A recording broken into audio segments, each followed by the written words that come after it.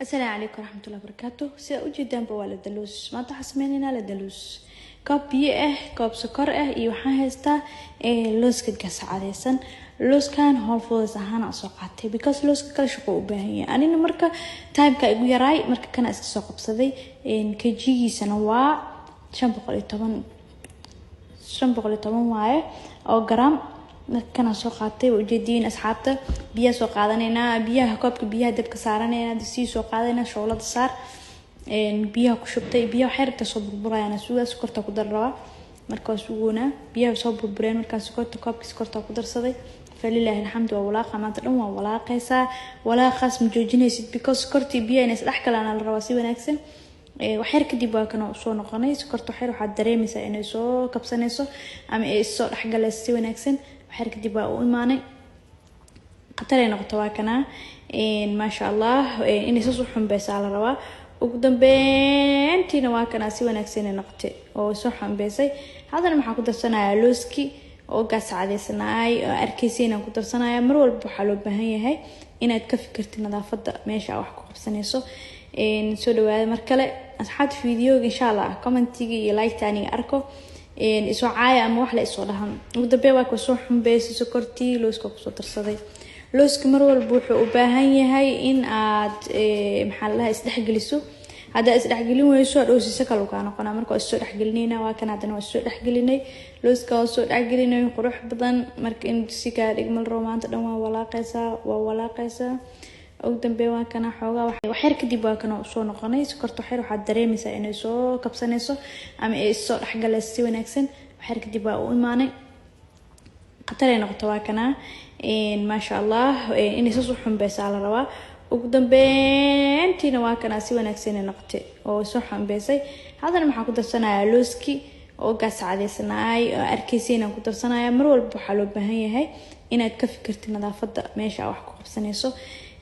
soo dhawaada mar kale asxaabta fiidiyoga insha Allah commentiga iyo like-tani arko isoo caaya ama wax la isoo dhahan ugu dambeyn waa ku soo xumbaysay sokortii looska ku soo darsaday looska mar walba wuxuu u baahan yahay in aad maxaa la isdhexgeliso hada isdhexgelin weyso dhoosisa kale ka noqona marka isoo dhexgelinayna waa kan hadana waa soo dhexgelinay looska oo soo dhexgelinay qurux badan marka in si ka dhigmal romaanta dhan waa walaaqaysa ugu dambeyn waa kana xoogaa waxa dareemaysaa inuu isoo dhaxgalayo uu isbedel sameeyo ma sha Allah waa kana isbedel sameeyona ugu dambeyntii uu iskeenay looska sida ka rabna uu noqday alxamdulillah ilaaha ma iskale ugu dambeyn waa kana inuu saas isku raacaa la rabaa marka oo la walaaqayo waa soo qaadayna waa gidinayna marka meeshan aan nadiifsaday saaxadana wax ku sameystaa meesha soo nadiifsaday ugu dambeyn waa tanaa waan fidinay ayada fiisan qurux badan jarjaran oo kaaliska arag la daluus aad u macaan badan gacantaada ku sameyso